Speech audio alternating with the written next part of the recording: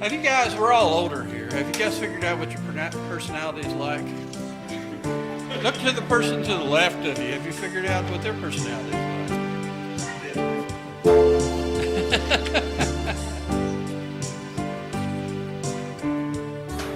It's useful.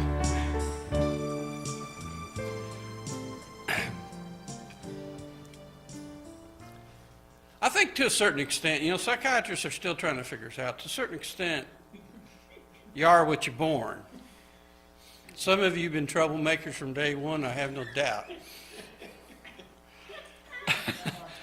Now, Earlene's pointing, you're not here, but Earlene's pointing at Debbie. Now, Earlene's older, she would know. Debbie can't point at Earlene because she wasn't there. That's the advantage, one of the advantages of being the oldest one, But sometimes you'll notice people's personality is fairly consistent in their life. Though there's some arguments about this.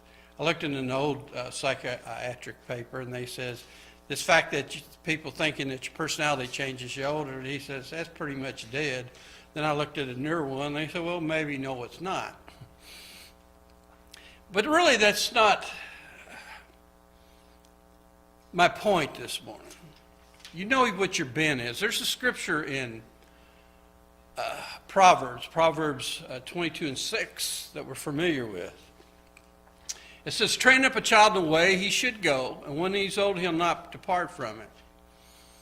Now, I'm going to give thanks where thanks is due. I'm grateful. One of the person I heard do an excellent exposition on this was Charles Swindoll from Insight for Living. I'm just plugging his site. He's been in this ministry a long time. Never heard anything bad about him, and he helped me grow a lot in the Lord when I first got saved. But traditionally, when I grew up, we tend to think of the scripture as that we used to think it was a guarantee. Bring your kids to church, take him to Sunday school, make sure he learns all the Bible stories. Once you've done that, you don't have to worry. He may drift for a while, he'll come back. The only thing is, we find that ain't always true. So maybe it means something else beside that. Some folks think it means Proverbs tends to contrast the wise with the foolish. Raise him up wise, don't raise him up foolish. I guess it was Swindoll who wrote I went to the Insight for Living, and he said this would seem kind of obvious. We would call that Captain Obvious. No one says, let's raise your kids up really stupid. He says, so he dug a little bit deeper into what some of these words meant here. When you get into the word, he says, train up a child. That word is only actually used 4 times, if I remember correctly, in the Old Testament. And 3 times it's talking about a dedication of a building. And so it also comes, the root word of it comes from, it's from, in those days, the way I understand it, and I've checked a couple of places. One place, when a child was born, they would put something in its mouth so that it would learn to suckle. And so it carries different shades of meaning, but it just basically means a dedication committed to a task or purpose. The point is, as we get a little further in this, we're going to see that we're not supposed to decide what the kid's task or purpose is. How many are exactly the same as your parents? Probably none of us. I see sometimes in my mannerisms, especially when I'm standing in front of the mirror, if I go like this is my dad's move. Because every now and then I stand and oh, so there's Dad again. But because we're different, God actually wired us to be different. Isn't that interesting? He could have designed us all to be clones from the very beginning. And then we'd all been alike. But he fixed it where we would get different genetic informations, the fact that we grow up in different environments, even if you're sisters. Chances are you had a different mom than what your older sister had.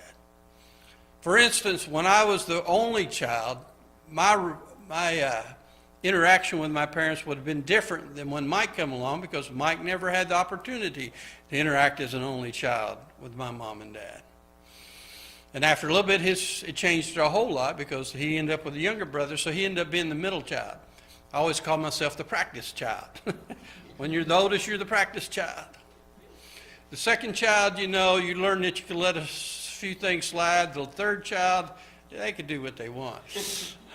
They got by with lots of stuff I don't remember getting by with. But this causing the child to suckle, someone put it this way, it says, train up is to use his natural instincts to promote him to do what is good for him, which a child is born with the need to suckle. No one has to teach a child that has to suckle milk. They know that. God designed that in them.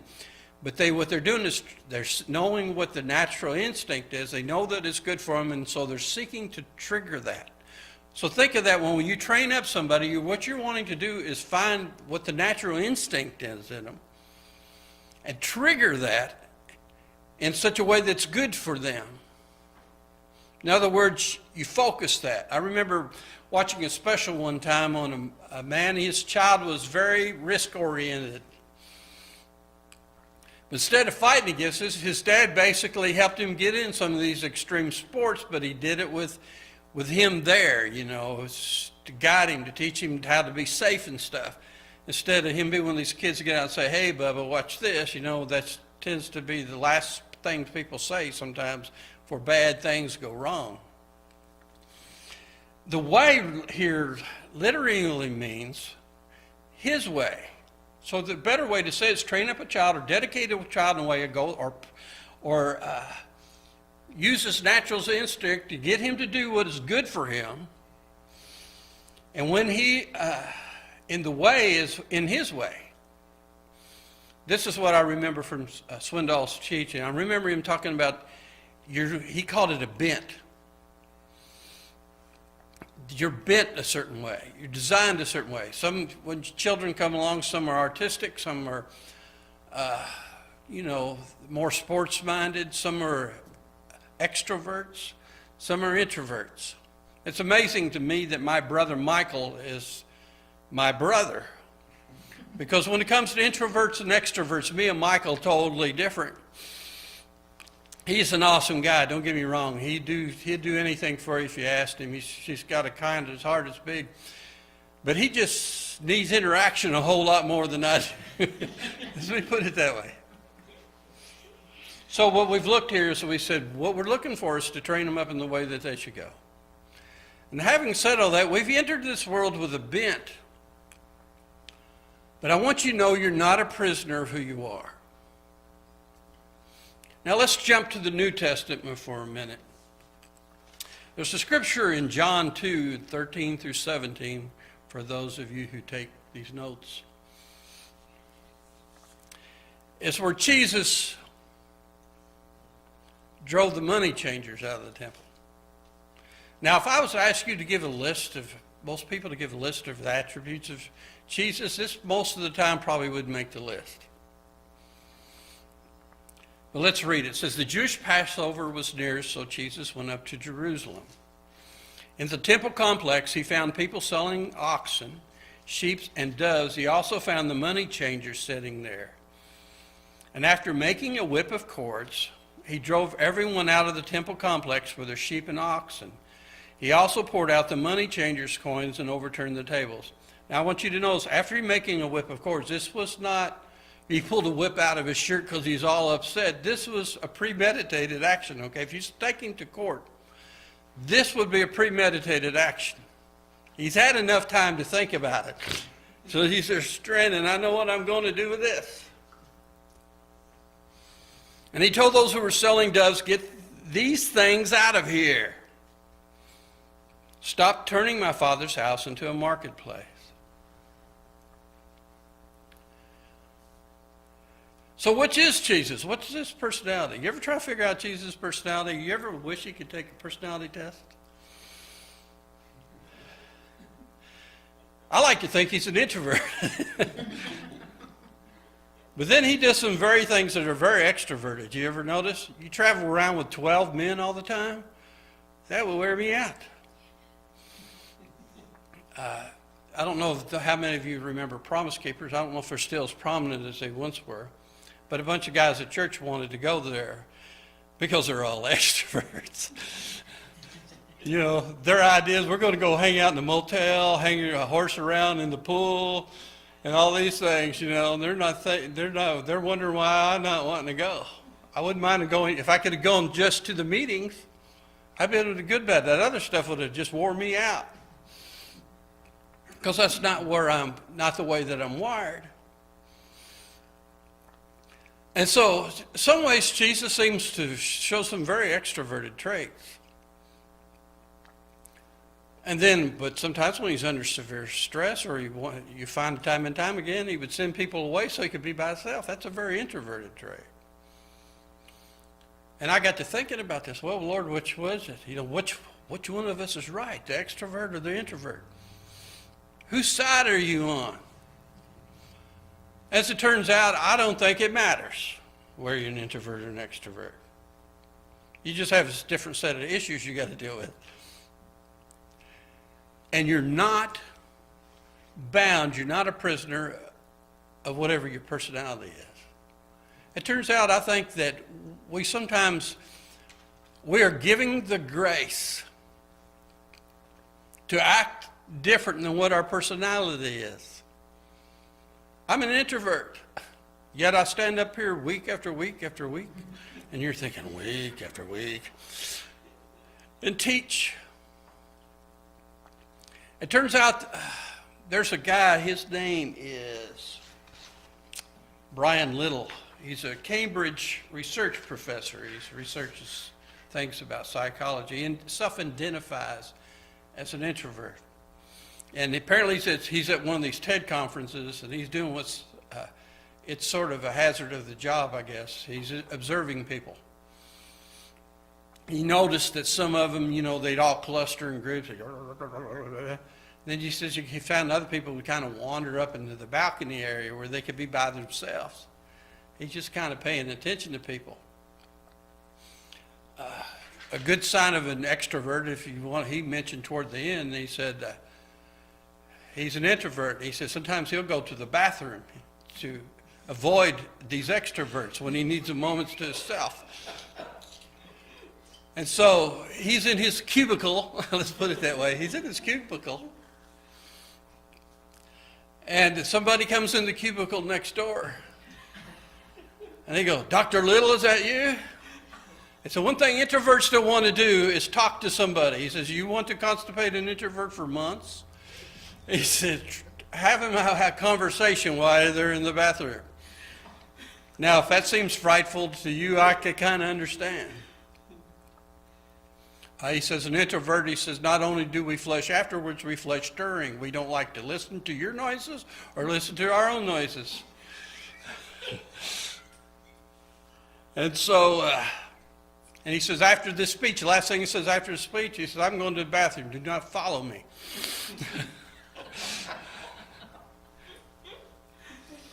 But he's been studying this for a while, and I like the way that he put this. I'm going to introduce a term to you. They call it a free trait. Now, I don't mean free in the sense that you don't have to buy it. I mean that it's something outside of who you are. In other words, and he gave a couple examples. I'm going to read it to you here as soon as I find it anyway. He says, I'm uncomfortable putting people in pigeonholes. Now, he's you know, as a psychiatrist, we want him to classify people. I don't like to do that, he says. He said, I don't even think pigeons belong in pigeonholes. So what is it that makes us different? And he makes an observation. This is what he thinks. And I think it has a ring of truth to it. It's the doings that we have in our life, the personal projects. Your mission, let's put it, I want to put it that way, to be your mission. Your purpose. You have a personal project right now, but nobody may know it's there. And he gives an example. He says, it relates to your kids. You've been back 3 times to the hospital and they still don't know what's wrong, or it could be your mom. And you've been acting out of character. These are free traits. You're very agreeable. He said, this is normally who you are, but you act disagreeable. In order to break down those barriers of administrations in the hospital to get something for your mom or your child. By nature, I'm not a loud person. But on occasion, I have got loud on purpose. I had nothing to do. It was a premeditated act. If I had time to make a chord, I would have, if it had crossed my mind. It was a premeditated act. I remember one time the kids were doing something. I think it was Dana, because early on, she's the one who had her own room because we had a little small house. And I was at the outside of her door, and I got loud. Of course, my wife's not used to hearing me loud. She looked at me, and I suppose she could tell that I wasn't angry. And she said, "You did that for effect." I said, "Yes, ma'am." Because my kids aren't used to hearing me loud either. So I was acting out of character. But I felt that at that time, that's what was called for. He goes on and says, what are these free traits? They're where we enact a script in order to advance a core project in our life. Do you understand?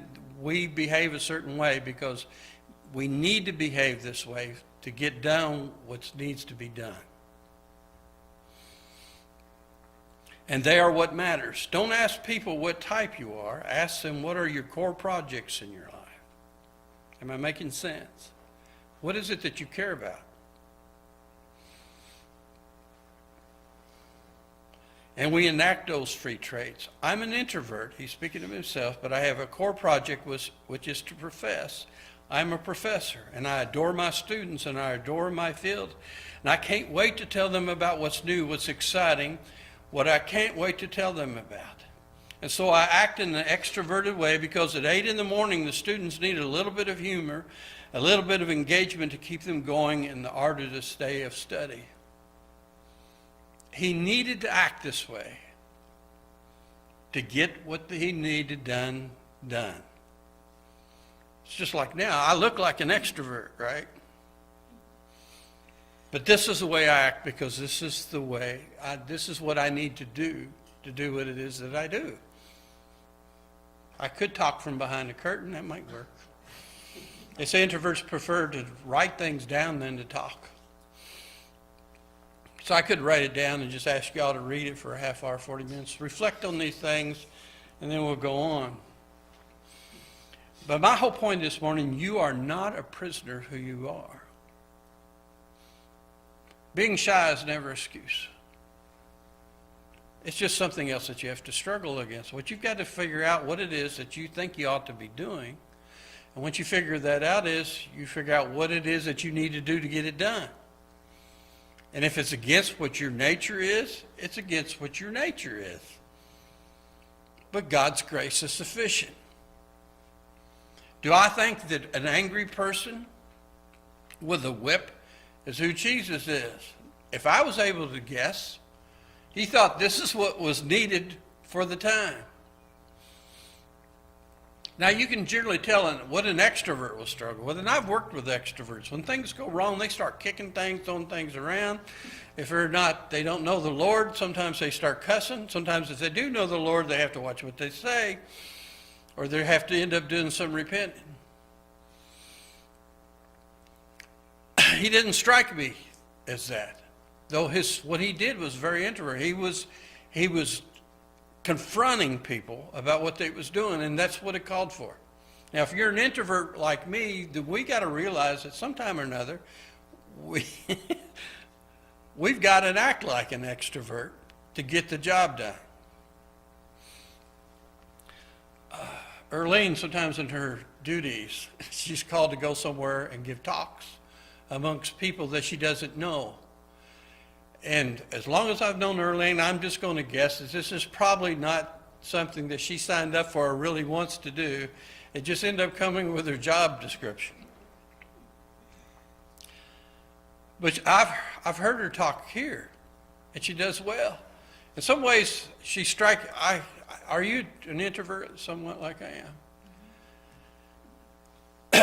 Tell me how an introvert paints her face green, rolls her hair up, stands in front of a mirror, and lip syncs to a song, and then has her husband film it all and say, here, put this on Facebook or YouTube. Because it's what was needed. It was important enough to her. She was trying to accomplish something. She bit the bullet for the team, is what she did. She's trying to accomplish something, so she's willing to act outside of what would be her natural instincts. Like I said, introverts and extroverts, we both have our own different sets of problems. And it took me a long time to figure out being an introvert wasn't always the best way to go. For one thing, it's like one of those rides that go to the park. You can't get on it unless there's two of you. The Lord said, one of you can chase 1,000, but two of you can chase 10,000. And he said, oh man, Lord, can't I just work out and trust you and you take care of that? He sent them out in twos. You ever wonder if one of them was an extrovert and one was an introvert? Comes in mind, think of Paul and Barnabas. Paul did all the talking. When he went to one town, if you remember, they realized that Paul did all the talking. Barnabas just kind of hung in the back. Help me out remember. They thought that Paul was Mercury, the messenger of the gods. And they thought Barnabas, he was Zeus, the king of the gods, because when you're the king, you got other people talk for you. So it makes me wonder, what their natures was like. And the Lord is humor. It's like when he chose disciples. You ever notice he chose business owners and an IRS agent? Matthew was a tax collector. You ever wondered whenever they had money coming in if they'd kind of... Matthew don't need to know about that. I don't know. I'm just curious sometimes who these people are. But I begin to realize, because I tend to pigeonhole myself if I'm not careful. There's things that are not me. And the more that I realize about God, I begin to understand that it doesn't matter. What matters is what my purpose is and what's necessary for the purpose at the moment. If you're an introvert, introverts don't like confrontation. You ever run into somebody that you couldn't really just softly approach something? It's like you had to be blunt for they understood what you're saying. Some people are just that pushy. Like you have to say, don't do this, instead of, you kind of hint around and it don't work, and finally you just say, well, don't do that. Acting out of what your character is, but you understanding that's who you need to be. I want you to realize, I think all of you have a lot of potential. I know what your personality is. I know sometimes when I've asked something of you that I'm asking you to call upon a free trade. But you also need to understand, I understand, I don't give myself a pass. I can't really give you a pass either. Now, I've always given you the right. You're your own person, and you have to answer to the Lord. If you don't want to do something, all you have to do is tell me no. But because something's outside of who you normally are, that doesn't give you an excuse not to do it. Whatever your personality type, just means that you have a different battle than someone else. Anybody got a comment?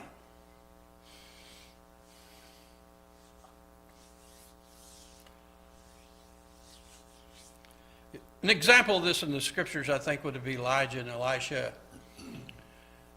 You ever read about Elijah? He was by himself a lot.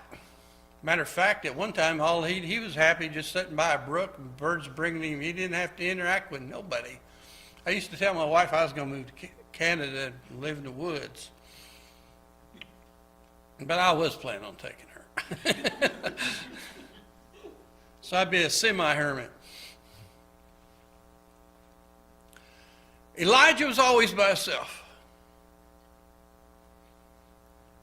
And God used him. And then you come on to Elisha. Elisha seems to be exactly the opposite. Every time you hear a story about him, he talks about him in the middle of the group. He's in the middle of the sons of prophets. Apparently they had a commune sort of thing going on. I don't know. They lived apparently close to each other. And every time they turned around, he was just there where they could reach out and touch him anytime they wanted. There was a time I didn't have a phone. Can I tell you, didn't mind that at all. I remember my boss, if he wanted me to come back to work, I was laid off in the winter, he had to write me a letter.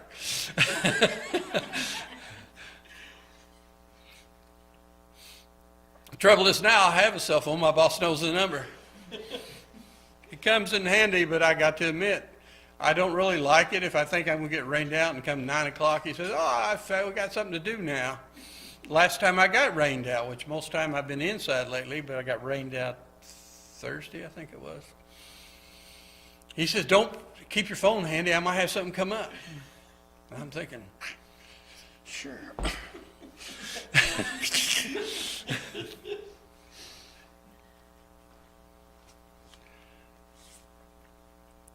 Whatever our nature is, it doesn't give us an excuse. We got to figure out what our purpose is. Then when we need to decide what's the best thing for our purpose at this time. Maybe making a cord and drive someone out is not who we normally are, but because you can't read many places that Jesus acted like this. I think it had a big impact. So you come in, we all go to Rowley Collins, and you find me in there chasing people around with a stick. I'm hoping that you're thinking, this is Alan Laven's character. Or else there's something wrong with me. But you got to admit it would get your attention. And so when Jesus goes into his temple, I don't think that his disciples had a clue this is what he was going to do. Whoa. Couldn't blame it on PMS. Wrong gender. And so we find that whatever our inborn traits is, you need to understand them, because when you understand them, it enables you put a little check mark by what it is and see if it's holding you back from doing what you're supposed to do. As an introvert, I don't like conflict. But sometimes there's really no way around it. And so what I need to do as a mature Christian, you realize what you need to do. If it takes conflict to do it, that's what you do. I remember one time where I used to go to church, a man and a wife were getting a little physical amongst them. So me and the pastor went. You don't think I was happy the pastor called me to go with him? No. Though it was probably wisdom. My pastor was very extroverted. Extroverted people don't mind telling you. He pointed out, he used words I wouldn't use, as Brian Little did, but he says, it was like he was in college and he was doing like his survey and he was asking about other people. And he said, well, this person could tend to be a little bit, I'm going to use my own words, abrasive. But when an extrovert was asked about him, he just said he was no count. That's the difference in the way that introverts and extroverts, we kind of soften things a little bit. So what an extrovert's got to watch what they do. What they need to do is in love. Sometimes being super blunt is not the way to go. I believe that they should start out with the lowest pressure possible. The example of this in Scripture would be, if your brother, if you have fault with your brother, you go and talk to him. If that doesn't work, you increase the pressure. You take two of you. If that didn't work, you bring it to the whole church. You show up in the church all of a sudden and say, hey, we're having a meeting about you. That's pretty maximum pressure. Whatever our personality types, we've got to recognize them enough that we're able to put that little check mark in things that we tend to want to resist. But then when it comes to it, we ask God, what is the appropriate response at this time? Now think about it. God, who can rile God up? You can't deprive him of anything he wants. It's not like he's had short on sleep one night. It's not like, his dentist charged him an exorbitant amount of money. He don't have all these things. He knows what's coming down the pike.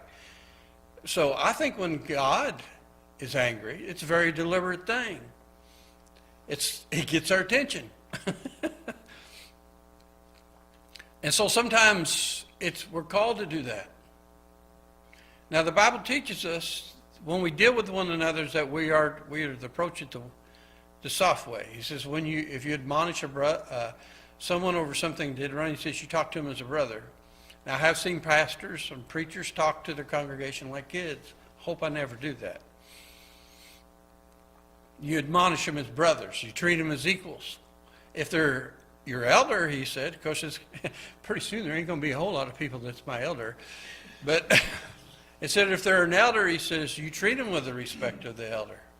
Just think if you went into a court, you wouldn't say, oh, Judge, that's a stupid thing to say. You might say, excuse me, Judge, maybe you ought to reconsider this, and this is why.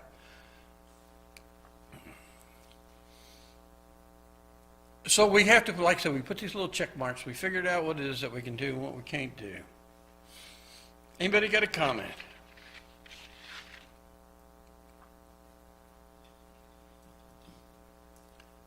Do you have to be bold to act bold? Someone long before me said that, so I've been saying it for a while and didn't know he said it. I used to tell my wife, you want to be bold, act bold. Some guy says, if you want a trait, just do the trait.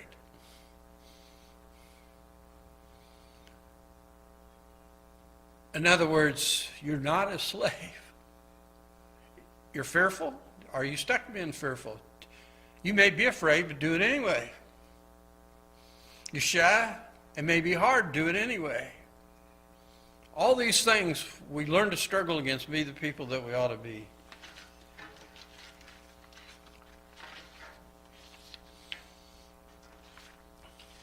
There's a scripture in 1 Corinthians, starting at the 9th chapter, starting at the 16th verse. Now, the Corinthian church was, you heard me mention before, their problem child. It was the Corinthian church, Paul says, he said, what would you, that I come to you with the spirit of meekness or with a rod? That was the Corinthian church. This Paul, he's writing about himself. He says, for if I preach the gospel, I have no reason to boast, because an obligation is placed on me, and woe to me if I do not preach the gospel. In other words, it doesn't make me special because I'm a preacher. Matter of fact, if you go back, the Lord pretty much didn't give him a choice. Start out with, he's knocked down and blinded. Isn't that an interesting way to be called into the work of the Lord? Do you want to be called in? Wouldn't you like to be called in like Paul was? The advantage of it, he did get to see the resurrected Lord. Ananias came to him. And the Lord was talking to him. Ananias didn't want to go talk to him, if you remember, because Paul had his reputation. He's out to get people like him. But the Lord is telling him he needs to go. And he says, but the Lord said to him, go, for this man is my chosen instrument to carry my name before Gentiles, kings, and the sons of Israel. I will certainly show him how much he must suffer for my name. This is what we call in common is drafting. So he says, basically, he says, I really not got nothing to boast by this because this obligation is laid on me. I have to do this. He said, for I do this willingly, I have reward, but if unwillingly, I am entrusted with the stewardship. In either case, I got to do it. This is my phrase at work a lot of times. We're getting ready to do something I don't really want to do. My boss says, are you ready? I said, no. Well, let's do it anyway. Because really, does he really care if I'm ready or not? No, we don't. He's just being polite, I guess. But he's saying, if I do this willingly, I have a reward for it. In other words, if I put my heart into it. Because it's sort of like, a lot of times, if a day gets long at work, I got to quit thinking about what time it is to go home. I don't know if you ever have to do that. What I do, I call putting my head down and doing my job. If I could keep my mind into the work that I'm doing and do it willingly, many times I go to work, I pray, Lord, help me do a good job, because I think that's a sign of a Christian. He does his work conscientiously and dutifully. But he's saying that all these things, he says, if I do it willingly, I got a reward. Well, then is my reward to preach the gospel and offer it free of charge and not make full use of my authority in the gospel. He's saying I don't take money for what I'm doing most of the time. Now, Philippian church sometimes sent him money to help, because there's one place that said Paul had been working a side job, and somebody come from the church, Philippian church I think it was, and he was able to go into the ministry full time, at least for a while he was there. But I think it was a Corinthian church he wrote, he says, I didn't burden as other churches supported me while I worked with you. And he goes on, he says, although I am free from all people, I've made myself a slave to all in order to win some more. I be what I need to be. Though I'm not these things, I'll be what I need to be. To the Jew, I became like a Jew to win Jews. To those under the law, like one under the law, though I myself am not under the law, to win those under the law. In other words, I think he's getting in their heads. He knows how they think. In other words, he said, what needs to be done, I figure out every field is going to be a little different, and I figure out what field that I'm working in and what techniques are likely to work here. For instance, a good example of this, talking Christianese to someone who has no background wouldn't do. They don't understand all of this. And so, if you're talking to a person who has no background in this, you'd have to begin at a more fundamental point, would you not? Than you would say if you was talking to someone with a religious background. You could begin a little bit further down the road without having to lay so much groundwork. Different people require different approaches. It doesn't matter what your personality is. Different people require different approaches. Sometimes I think humor is an awesome way to do it. To those who are outside the law, like one outside the law, not being outside God's law, but under the law of Christ, to win those outside the law. He's talking about Gentiles. To the weak I became weak in order to win the weak. I become all things to all people so that I by all means save some. Now he's given it what his project is. He's got a project in mind. This is what enables him to do this. Now I do all this because of the gospel, that I may become a partner in its benefits. Do you not know that the runners in a stadium race, but only one receives the prize? Run in such a way that you may win. Now everyone who competes exercises self-control in everything. However, they do it to receive a perishable crown, but win the imperishable one. He's talking about motivation. Be motivated in what you do. When you are really motivated in what you do, you find that you'll be able to overcome these little things about your personality and your bent that will tend to hold you back.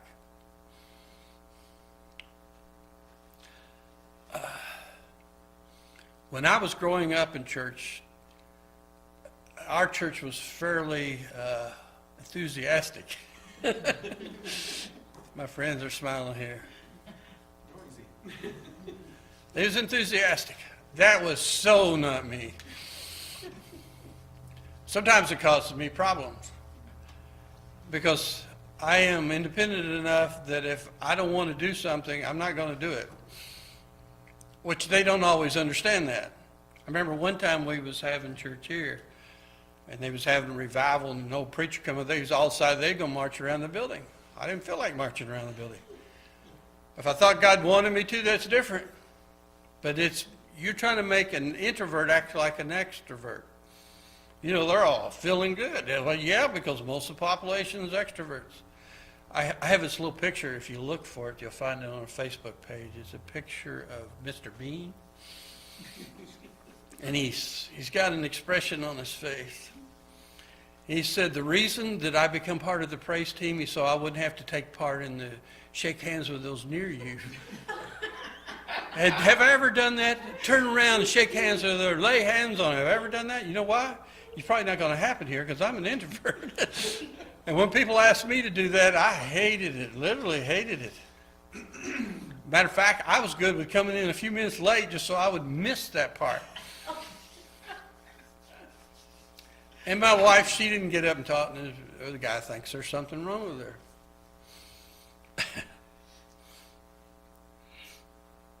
Now, if I thought marching would further what I'm trying to do to the Lord, I could march with getting up and walking. I told the Lord one time I'd do whatever He wanted me to do.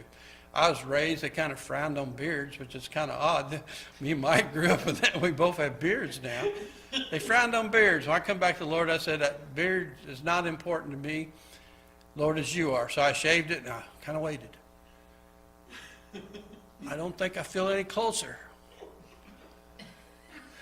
So I grew a beard back, and I've had one ever since. You should be thankful. I look bad enough what you can see. The Lord has blessed me away with covering a little bit of it up.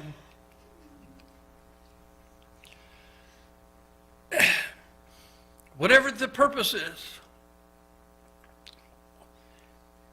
we strive for that motivated. And we got to realize everybody's purpose is different. I'm not going to ask you to do something unless I think it's going to further something. And even at that, you know how I approach it, the way an introvert would. I wish you would consider maybe doing this. No pressure. Because frankly, I think introverts understand extroverts a little bit better than they understand us. Therefore, I do not run like one who runs aimlessly or box like one who beats air. I have a purpose. I have a purpose. I'm able to be a slave to all men. I'm able to get into people's heads and know what it takes to do them because I have a purpose. I have a purpose. I like this next part. He says, instead I discipline my body and bring it under strict control, so that after preaching to the others, I myself will not be disqualified. That word literally means in the Greek, the bruise under the eye. He's talking about a fist fight. And what he's saying, it's the same thing that Jesus was saying, sort of. Remember, he said it's better to enter into life with, after plucking your eye out. Doesn't that sound pretty extreme? Than to keep both eyes, and he says, and end up in hell. What he's not advocating is self-mutilations. What he's advocating, you take extreme measures to get to where you need to be. Whatever it is about your nature, if there's something that you struggle with, stay away from it. If you're trying to diet, you know the chocolate cake in the house is never a good idea. If you're certain kind of sin that sins have a certain power of authority of you, you realize you need to keep your distance from it. Running is actually a good solution sometimes. Joseph did it. I'm okay with that. I got to go. Got to go. Why ain't you hanging around? Got to go. I ain't got nothing to say, just got to go. And so we're not slaves to who we are, whatever our personality is, because we can be different. Jacob and Esau. Jacob's name meant supplanter. When he was born, he came holding his brother's heel.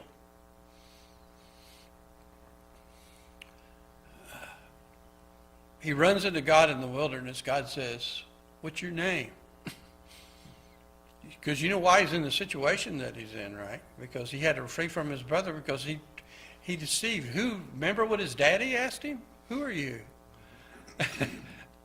Who are you? You going to lie to God now? You know, who are you? I want to know who it is I'm talking to. I think God's reminding him of his sin, what his nature is. Who are you? I'm Jacob. But God is able to change. If any man be in Christ, he be a new creature. You're not stuck with who you were. The Bible says when the kingdom is coming, it says we shall receive a new name because we're not even stuck in what we are now. He's making us different. And so when it comes down to an extrovert, introvert, shy, whatever, God gives grace is sufficient. Because he'll hold us up and enable us to do that which we need to do. The main thing is you really need to figure out what your purpose is. It's what keeps you driving. It will give you motivation.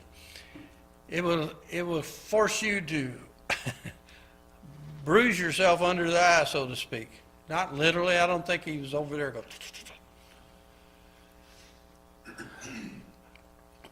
But he knew that sometimes it was a struggle to do what he's supposed to do. Recognize it's not always because of sin that you struggle. It's just because of who you are.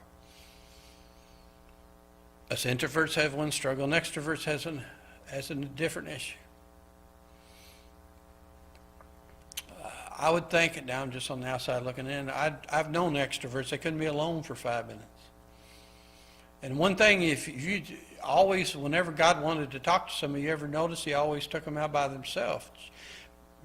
Abraham spoke to Abraham while he was alone. When he talked to Moses, he took him up on the mountain. They spent a long time there together. When Jesus had a big decision, there's even times that Jesus think about it. He got away from everybody and he'd go off and pray. He prayed all night before he chose his disciples. Which kind of makes me embarrassed if the Son of God had to pray all night to make a decision, makes me think maybe I should pray a little harder sometimes.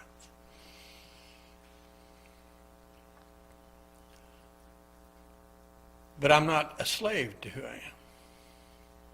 Sometimes you just mark it down, this is something I need to do. I've shared with you, you know I'm different than the folks we tend to hang out with. And my instinct is to duck and cover. I suspect there's going to be times that's not going to be what the Lord wants me to do. I might have to say, I don't see things that way, and then which is going to lead to a big discussion. And I'm an introvert. I don't want to talk a long time. Look it up yourself. That's what God made lexicons and. Okay, I'm over it.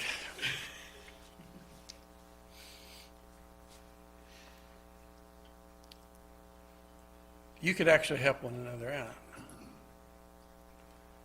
When you see someone struggling to do what the Lord wants them to do, you can say to them, I know this is really opposite of everything that you are. But you know God's grace is sufficient in this. Ministry requires you to stand up here, so and to that effect, I had to learn to do that. Do you guys got a different work personality than you probably would be at home by yourself? When I first started work, I wanted to be quiet and didn't want to talk to anybody then either. Okay, I got it. You're going to have to tell me about this after a while. Debbie and Earlene worked together for a while. That should make a good story. I need to get a camera going. You learn, do you not, to act different at work because you need to. I remember making a decision I need to be a little bit more outgoing. My wife gently reminded me I tend to be that way with her folks. I go to her folks. All I really want to do is sit there, eat my meal in quiet. And, I need to set time. Just so you know, introverts, we don't like to have no escape clause. That's why I used to tell my wife, I said, I brace myself. How long are we going to be there? How long do I got to talk about the weather and what is it you do for work and how the kids doing?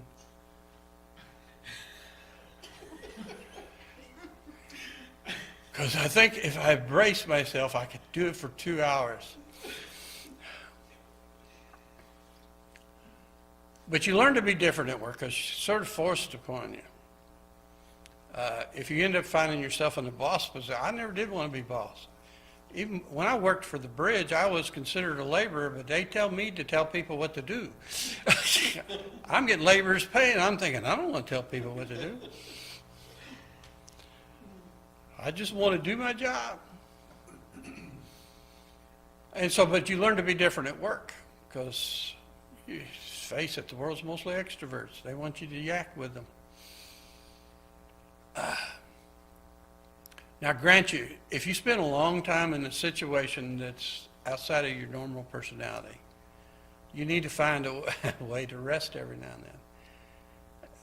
Sometimes I wondered about Jesus. I think he had a high-stress life, but there were times that we found that he'd go off by himself, even from his disciples. I wonder if he got their feelings hurt. No, you guys stay here, okay? I'm good for a while. I'm going to go over here. Where did Jesus go? My daughter, bless her heart, she's so much like her dad, and her husband is not. But her family has figured her out. She'll go to all these Christmas stuff, but they know that at some point along the line, Dana's going to disappear. When she's about had what she can, because for an introvert, that sucks it out of them. It doesn't strengthen them. And extroverts sometimes don't understand that because it just pumps them up.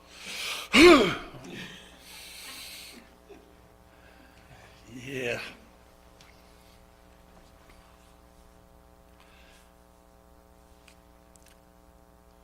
So you need to figure out, Jesus took, when he needed it, I think he went aside on his own. This is what kind of works for me at work. I've got lunch. Now, a lot of people, the guys, I've worked with guys, they all want to sit in a big huddle and talk. I want to go sit in my car. I will sit in my car if it's 85 outside. I don't have air conditioner. I just roll down the windows because I by myself in my car. And I'll eat my lunch because in the summer you can just set your can in the window. It's plenty warm. I eat my lunch and then I rest. Then I'm ready. So to be honest with you, when me and my boss are both into our job, we don't say nothing to each other a lot of times, unless it has something to do with giving somebody a measurement or telling something I need. I was working one time for a lady. She had these old windows, and we was replacing the weights in them so they would work. And me and him was just working. We'd been there for hours, not talking to each other. And she said, "Do I sense a certain amount of distress here? Is there something going on that you guys are angry with one another?" That's what she's thinking. I said, "No, ma'am." I said, "It's just it's our nature." Of course, she's a woman. Women need to talk. I've even learned to listen to my wife talk, or at least I learned to look like I'm listening to my wife. If I miss a part, I just ask a question. But no, I know that she needs that, so I can act outside of my nature. I've also learned that when she's in stress, certain people's personality, when they're stressed, they want to talk. I'm the exact opposite. When I'm in stress, I don't want to talk. That works out so well. Huh? I said it's not good. No, but I've learned to be different to a great extent. For some reason, I'm having to do all the changing here, but I've learned to cope. Such as if we're going somewhere that I think she might going to stay longer, I drive separate. That's the exactly reason. She'll look at me, she don't even think about it anymore. Say, "I think I might want to stay longer than you. Won't you drive?" That's how it comes up in our conversation. But I've learned to be different than I learned to have these free traits when I need to have them. You probably would too. If when you love somebody and you're pressured, like say your mom's in the hospital, your brother's in the hospital, your wife's in the hospital, and you think somebody's not treating you right, you could probably get a little rowdy if you needed to, if you thought it would accomplish anything. I was tempted actually to wear a suit to the hospital when my wife went. Because studies show that when you wear a suit, people pay different, they treat you different. I thought I'd be sitting there, have a watch on, make it look like I'm doing something important, and have my little briefcase. How much longer is this going to take, doctor?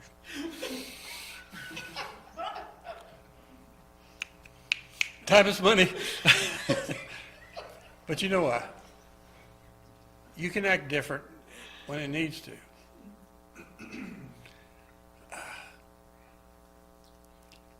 because you learn to. Sometimes you have to draw a line. No is such a powerful word.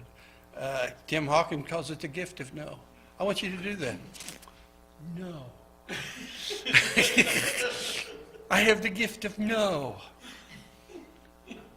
Introverts, we want to be cooperative. Somebody asked us to do something, we want to say yes. But I've got a purpose. Someone one time says, God has told me we're supposed to have a play in this church, and you're supposed to take part of it. And I go, no. That's not exactly how I put it. I put it the way an introvert said it. I said, no, I don't think so. That's the way I put it. I've got things I feel like God wants me to do. This will interfere with that. So no. So when you learn to weigh everything in your life with what it is that you think God wants you to do, which is important. If I was to ask you to give me what your mission statement is here, outside of what the church is, what would it be? Can you kind of pinpoint it? Because once you figure out what that is, you move everything out of the way. So you can do that one thing. And you're able to act with a free trade, even when it's not who you are. Anybody got a comment? It may not have been Paul. It could have been Paul's nature. He seems like, he could have been an extrovert from what I can see about him. So his trick would be trying to be more gentle when he needed to be, would it not? And so we both got our struggles. We're just struggling from two ends. And of course, nobody's all one thing or another. I love hanging out with my friends for a purpose. So don't get the idea that I don't like hanging out with you guys, all right? But introverts are that way. We got this small group of people we like to hang out with most, and the rest of you are just in the way. No, I don't believe that either. They're souls. Recently, I helped out in a wedding. I didn't go, I get to be in a wedding. You need me, Ben? Sure, I'll be right there. Because because it was a need, I'm able to act outside of what I normally want to be. And once you figure out what it is that you're called to do, then you're able to draw all these thoughts and personality traits under the control of Jesus Christ and do what you need to do. It's just you need a little checklist before you get started. Is my introversion holding me back? Is my extroversion pushing me forward? And what's the appropriate response here? And whatever it is, whether it's who I am or who it's not, then that's what I'm going to do. And I'm still learning that. I'm not saying I got that all straight, because as an introversion, one of the things that I struggle with is your personal life is your personal life. And if you'll leave me alone, I'll leave you alone. The trouble is, preachers are called to come and say, hey, that's not right. Now, we could say it a little bit more gentle than that, such as Jesus. Jesus come into a situation, everybody thought they was all right. You remember Church of Laodicea? We're all good. We're good. He says, don't you know that you're naked, poor, blind, and wretched? As many as I love. In other words, he wrapped his love, but in this case, it was necessary to be said what is necessary. Some people will never say, because they don't want to stir up the boat. Some people will never say what's needed to be said. And they'll stand in the way of people who want to say what needs to be said. I've known that to happen. I need to talk to somebody. No, don't do that. No, don't do that.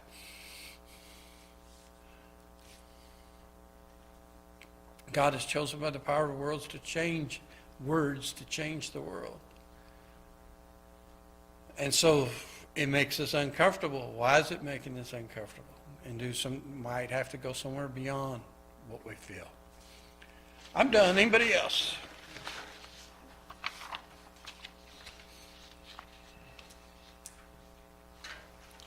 That scripture over in John, I didn't read all the way down through there, but the last thing it ends, and his disciples remembered that is written, zeal for your house will consume me. See, he had an over-pressing thing Jesus did when he drove him out. This was who he was. This was his project. And so he's able to act, even if this was out in his character or out. I'm not willing to say that he was extrovert or introvert. I don't know. But I just decided it don't matter. He just did what was right at the right time. God grant me the same grace to do what's right